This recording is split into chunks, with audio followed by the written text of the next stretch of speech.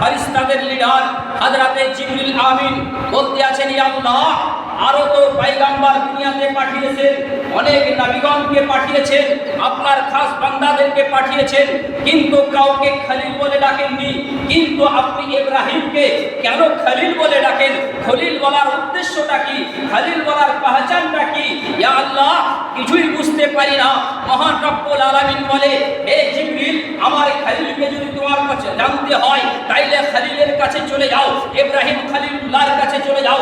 মালাইকাদের সরদার, ফেরেশতাদের লিডার হযরতে জিবরিল আমিন, মালাইকাদের ফেরেশতা চলে আসলেন পয়গম্বর হযরতে ইব্রাহিম খলিলুল্লাহর কাছে। ইব্রাহিম খলিলুল্লাহর কাছে আসার পরে বলতে আছে, আমার কাছে একটা দোয়া মুখস্থ আছে, আমি কি আপনাকে শোনাতে পারি? বলে, হ্যাঁ, অবশ্যই শোনান। এমন তো অবস্থায় মালাইকাদের ফেরেশতা, মালাইকাদের সরদার হযরতে জিবরিল আমিন যেমনই দোয়াটা পড়লেন, ইব্রাহিম খলিলুল্লাহ পাগলের ন্যায় হয়ে গেলেন। বললেন, ভাই, আপনি আবার এই পুনরায় এই দোয়াটা আমাকে শিখিয়ে দিন। বলে, আমি বিনা কারণে, বিনা পয়সাতে, বিনা মজুরিতে আমি আপনাকে শিখাবো না। বলে, কি নেবেন? কি দিতে হবে আপনাকে? আপনি কি নিলে খুশি হবে? বলে, আপনার কি আছে? আপনার অর্থ কি আছে?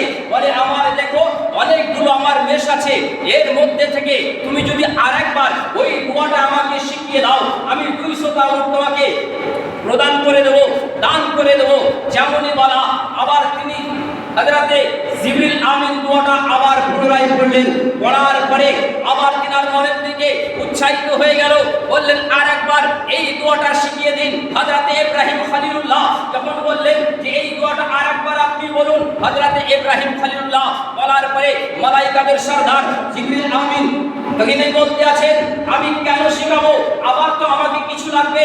বলে, আপনাকে আবার পুনরায় দেওয়া হবে, বাকি যেগুলো আমার নেশ আছে আপনাকে আমি সবগুলো দিয়ে দিলাম, আপনি আমাকে আরেকবার এই দোয়াটা শিখিয়ে দিন।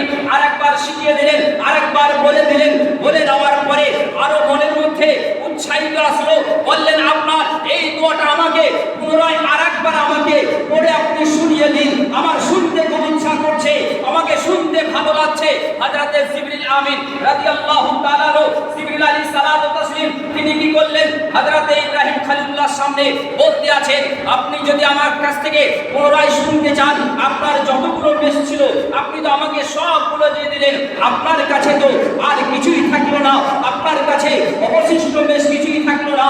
হযরতে ইব্রাহিম খলিলুল্লাহ বললেন, আমার কাছে মেষ নাই ঠিকই আছে, কিন্তু আমি আপনাকে যেই মেষগুলো প্রদান করে দিলাম, আমি যেই মেষগুলো আপনাকে দিয়ে দিলাম, আমি তার ওই মেষগুলোকে দেখাশোনার করার জন্য, দেখভাল করার জন্য আপনার আন্ডারে আমি কাজ করতে থাকবো।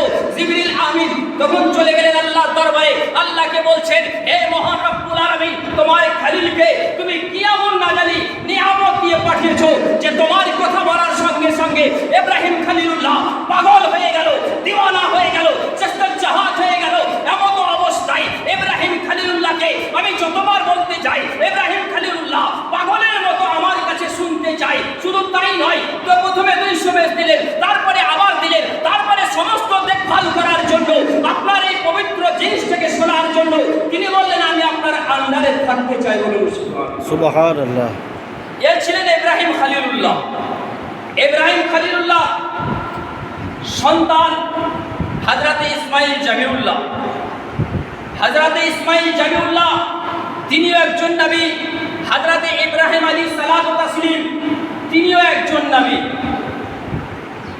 হযরতে ইব্রাহিম আলাইহিস সালাম আল্লাহর ফরিয়াদে আল্লাহ তাবারক ওয়া তাআলা যখন তিনাকে স্বপ্ন যোগে বারবার দেখালেন, তিনি কোরবানি করার জন্য বহু কিছু করেছিলেন, কিন্তু আল্লাহর দরবারে যখন কবুল হয়নি, আল্লাহর দরবারে যখন মকবুল হয়নি, এমন অবস্থায় তেনার প্রাণ প্রিয় কলিজার টুকরা নিজের সন্তানকে তৈরি করলেন।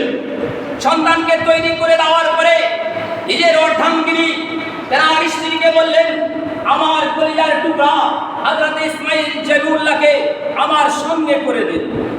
আজ আমাদের অনেকে হাজীগণ হজের ময়দানে যান, হজের ময়দানে গিয়ে এই হজের রকমগুলো পালন করেন।